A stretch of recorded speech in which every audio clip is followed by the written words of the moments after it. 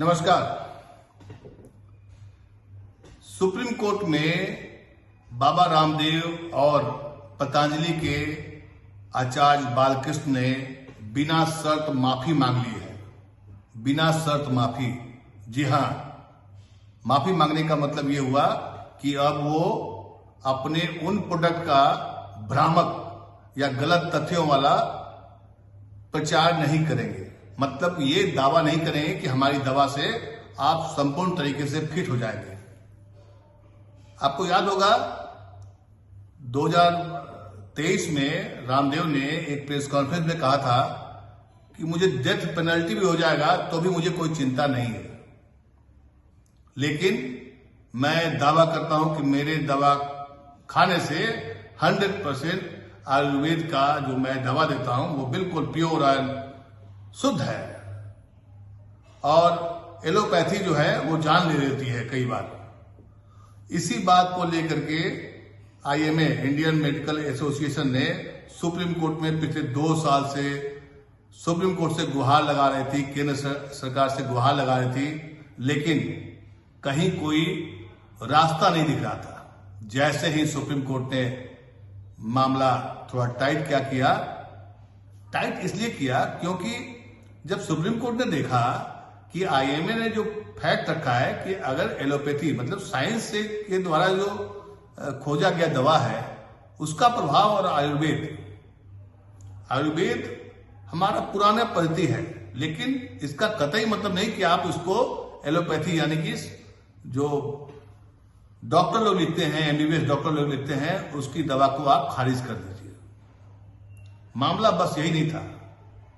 मामला यह भी था कि सरकार जो है बार बार रामदेव बाबा और पतंजलि को बचा रही थी, और इस बात को लेकर के अदालत यानी सुप्रीम कोर्ट ने कई बार केंद्र सरकार को फटकार भी लगाई कि आपने समय रहते हुए क्यों नहीं रामदेव बाबा के प्रोडक्ट को जो भ्रामक प्रचार कर रहे थे उसको रोका। 2 दिन पहले सुप्रीम कोर्ट ने इस बात को लेकर काफी नाराजगी दिखाई, सख्ती दिखाई कि हमने कहा था कि आप जवाब दीजिए कि आपने हमारे मना करने के बाद भी आप भ्रामक प्रचार क्यों करते रहे, और इसके लिए जवाब देना होगा, आपको एफिडेविट देना होगा। बाबा रामदेव ने और आचार्य बालकृष्ण ने एफिडेविट तक देना मुनासिब नहीं समझा, और जब कोर्ट को मालूम हुआ यानी सुप्रीम कोर्ट को मालूम हुआ तो न केवल फटकार लगाई बल्कि उनके वकील मुकुल रोहतगी को कहा कि ये तो बहुत ही गलत है। अब आप रामदेव बाबा और बालकृष्ण को सशरीर मतलब खुद उपस्थित होकर के बताएं कि क्यों नहीं कोर्ट उन पर कॉन्टेम्प्ट का केस करे। समझिए। और जैसे ही सुप्रीम कोर्ट ने सख्ती दिखाई, बिना शर्त माफी मांग ली। आपको मैं वो वीडियो भी अगर आप खोजना चाहेंगे, ढूंढना चाहेंगे तो आपको मिल जाएगा कि कैसे बाबा रामदेव सत्ता के हनक के बल पर दावा कर रहे थे कि मुझे कुछ भी हो जाए, मैं इससे डिगने वाला नहीं हूं, मुझे आप कितना भी फाइन लगा दीजिए, मैं अपने वचन पर कायम हूं।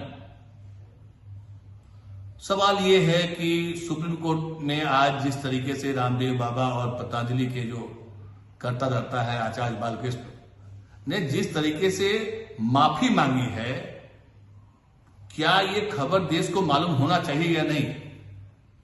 क्योंकि खबर ये नहीं है कि आचार्य बालकृष्ण ने माफी मांग ली, रामदेव ने माफी मांग ली। खबर ये है कि किस चीज के लिए माफी मांगी। अपने उन भ्रामक प्रचार के लिए माफी मांगी है कि नहीं भविष्य में ऐसा काम नहीं करेंगे। मतलब ये देश के लोगों को मालूम होना चाहिए ताकि लोग उनके द्वारा जो दावा किया गया था जिन दवाइयों का, उसका सेवन ना कर सके, उससे सैकड़ों लोगों की जिंदगी बच सकती है। लेकिन क्या होता है ना कि मीडिया में कुछ खबरें इस तरह की जो है सशर्त माफी मांगी, मामला रफा दफा। खबर ये नहीं है कि माफी मांगी, खबर ये भी है कि देश को बताया जाना चाहिए कि हाँ उन्होंने इस कारण से माफी मांगी है, और ये बहुत जरूरी है देश के लोगों के लिए, क्योंकि रामदेव बाबा सरकारों की मदद से, सत्ता में जो भी सरकार रही है बड़े क्लोज संबंध रहे हैं उनके, उसकी मदद से सिस्टम को सिस्टम से खिलवाड़ करके, भ्रामक प्रचार करके लोगों में अपनी पैठ बना चुके हैं कि नहीं मेरी दवा रामबाण है, बाकी सारी दवा खत्म है, बेकार है।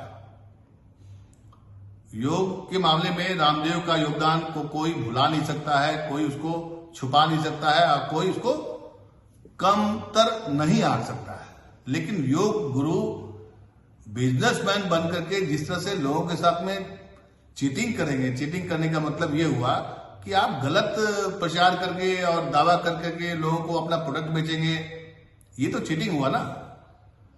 चीटिंग के अलावा एक और आगे भी है, क्योंकि आप लोगों के स्वास्थ्य के साथ में खिलवाड़ कर रहे हैं। यही खबर बताया जाना चाहिए देश को कि बाबा रामदेव के कई दवाइयों में, कई प्रोडक्ट्स में उनके दावे गलत हैं, भ्रामक हैं।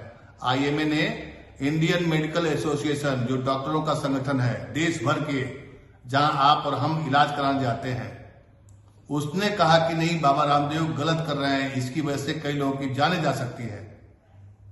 यही खबर बताने के लिए मीडिया को चाहिए कि वो फैक्ट बताए। फैक्ट ये बताए कि आज उन्होंने जो माफी मांगी है, सुप्रीम कोर्ट ने सख्ती दिखाई। सुप्रीम कोर्ट ने सख्ती इसलिए दिखाई क्योंकि वो बार बार भ्रामक और तथ्य से अलग हट करके अपने प्रोडक्ट का प्रचार करते हैं, विश्वास दिलाते हैं। सरकार उसमें, खास करके मोदी सरकार ने काफी उनको मदद की, उनके भ्रामक प्रचार चलता रहा। इस बात को लेकर भी सुप्रीम कोर्ट ने मोदी सरकार की क्लास लगाई थी। आयुष मंत्रालय से पूछा था कि आपने क्या किया, आयुष मंत्रालय भी चीजों को टालते रहा। मतलब सिस्टम उनके हाथ में था, उनके साथ था, लेकिन सुप्रीम कोर्ट साथ नहीं दे सका। इसलिए कहते हैं ना कि आप देर आए दुरुस्त आए। आप कब तक लोगों के आंखों में धूल झोंकते रहेंगे?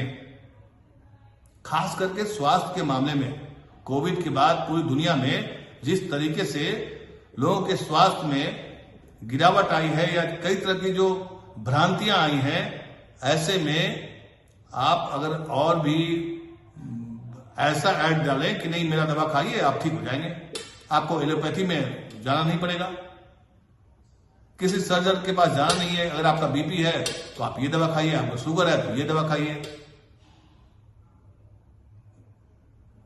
इन्हीं सब बातों को बताने के लिए चाहिए, मीडिया को चाहिए कि वो खबर फैक्ट बताए कि आज सुप्रीम कोर्ट में बाबा रामदेव की तरफ से और पतंजलि की ओर से रामदेव ने बिना शर्त माफी मांगी है।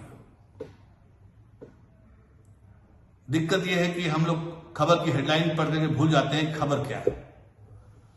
क्योंकि हेडलाइन मैनेजमेंट आज की तारीख में बहुत बड़ा एक इश्यू बना हुआ है। हर आदमी हेडलाइन मैनेजमेंट बना करके चला जाता है, हम इतने करोड़ नौकरी देंगे, उसके बाद कोई दिखता नहीं है, न पढ़ता है न जांच करता है कि उसके बाद क्या हुआ। कहना बहुत आसान है, करना बहुत कठिन है। लेकिन ये तो हुई चलिए वादे और प्रतिवादे, लेकिन स्वास्थ्य के साथ में एक कंपनी, दो व्यक्ति खिलवाड़ करे, सरेआम ऐलान करके कि मेरे दावे में कोई उंगली नहीं उठा सकता है, मतलब वो सबसे ऊपर है, सिस्टम से, संविधान से, सुप्रीम कोर्ट से, भारत के संविधान से सबसे ऊपर अपने आप को घोषित करके ऐसी हिम्मत कहां से आती है?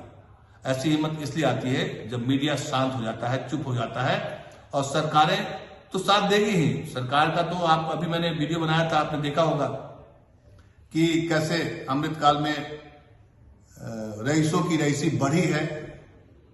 देश के संसाधनों पर, मतलब कि देश में 1% के लोग जो हैं उनके पास 40% से ज्यादा की संपत्ति है। रईसी इतनी बड़ी है कि जैसा कि ऐसी स्थिति तो आजादी के पहले भी नहीं थी। अमीरी और गरीबी की खाई बड़ी है। ये खाई क्यों बढ़ रही है? क्योंकि कुछ लोग सिस्टम के साथ मिल करके लूट रहे हैं, बिल्कुल लूट रहे हैं।